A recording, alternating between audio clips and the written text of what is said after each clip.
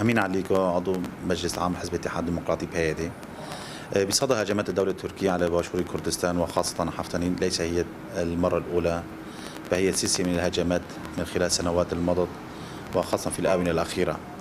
تركيا التي تعيش حالة تخبط خاصة من ناحية داخلية داخل تركيا، من ناحية الاقتصاد، من ناحية السياسية، وبشكل عام سياسات حزب العدالة والتنمية على المجتمع التركي وحتى خارج تركيا في دول الجوار مثل سوريا وعراق، إضافة إلى تدخلها في ليبيا، تدخلها في مصر، في يونان وحتى أماكن أخرى. تركيا التي أصبحت اليوم تلعب دور البلطجية الزعرنة بشخص أردوغان الذي يهدد بشكل يومي المجتمع الأوروبي، المجتمع العربي، الكرد بشكل عام.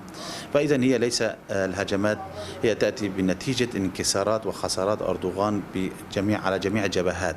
والأمر الملفت أكثر الكذب والافتراء التي يدعيه أردوغان وخاصة على المجتمع التركي، حين يدعي باكتشاف الغاز في بحر المتوسط، في بحر الأحمر، في بحر الميت وإلى ذلك. فهذه الادعاءات لم يعد خافيا على المجتمعات بشكل عام وخاصة على المجتمع التركي أن يعلم جيدا أن أردوغان يذهب يوم نحو الهاوية. في ظل هذه الانكسارات، هذه الانهزامات، تركيا أصبحت حزب العدالة والتنمية من خلال جيشه ومن خلال المرتزقات التي يعملون تحت أجنداتها بدأت مرة أخرى بهجوم على باشور كردستان وحفتنين. الهدف من حفتنين هو بالدرجة الأولى ليس فقط كما يدعي تركيا محاربة والله منظمة أو حزب أو إلى ذلك. الهدف هو تقسيم كردستان إلى أشلاء، إنهاء وجود الكردي، لأن تركيا تعرف جيدا وخاصة حزب العدالة والتنمية الذي من خلال ادعائه أن وجوده وتمدده بسلطة يتمحور حول إنهاء وجود الكرد.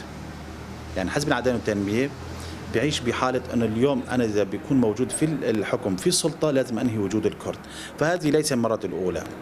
أما الأمر الآخر، تركيا تسعى إلى احتلال باشور بشكل كامل من ناحية جغرافية، من ناحية السياسية، من الناحية الاقتصادية والاجتماعية. فهذه الهجمات ليس هي على حركة تحرر كردستان، إنما هي على إرادة الشعب الكردي بشكل عام. ولكن المحزن بنفس الوقت الدور الديمقراطي الكردستاني، دور الحزب الحاكم أو الحزب القيادي بباشور الكردستان الذي اليوم نراه من خلال سلوكه بتعاونه وبشراكته مع أردوغان، يعني يعمل دور الشراكة مع أردوغان على العكس تماما. كان عليه أن في ظل مبادرات، في ظل توحيد الصف الكردي، في ظل توحيد قرار الكردي، وجود الكردي، أن يكون كان دوره إيجابي. لكن ما تشهده اليوم من سياسات الحزب الديمقراطي الكردستاني الموجود في باشور كردستان من خلال زيارات متتالية إلى أنقرة، كل مرة حين ينحصر أردوغان بزاوية ما يقوم باستدعاء قيادات الديمقراطي ويقوم بإملاءات عليه لأجل شرعنة هجماته على الإرادة الكردية بشكل عام أو حركة تحرر كردستان بشكل خاص.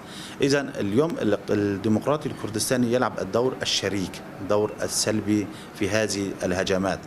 من هنا يأتي الدور على الأحزاب والمنظمات الموجودة في كردستان بشكل عام أن يكونوا بقرار واحد بكلمة واحدة أمام هذه الهجمات. المجتمع في باشور كردستان واعي من خلال المنتفضات التي شهدتها باشور كردستان في الآونة الأخيرة وخاصة في الأيام الأخيرة. حفتنين هي مقاومة الوجود، مقاومة الشعب الكردي بشكل عام، ليس فقط في باشور أو في جنوب أو في شمال أو بأي مكان كان، بأي كردي موجود على الكرة الأرضية فهي تعني له هذه المقاومة الكثير والكثير.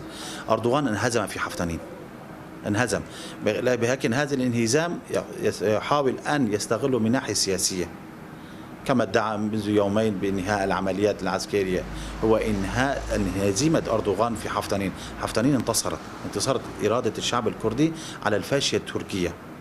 فلذلك نحن المطلوب من كل الأحزاب الموجودة وخاصة في باشور كردستان والديمقراطي الكردستاني بشكل خاص أن يكونوا ضمن المساعي التي تسعى إلى توحيد الصف الكردي، توحيد القرار الكردي، وأن لا يكونوا شركاء مع الحزب العدالة والتنمية.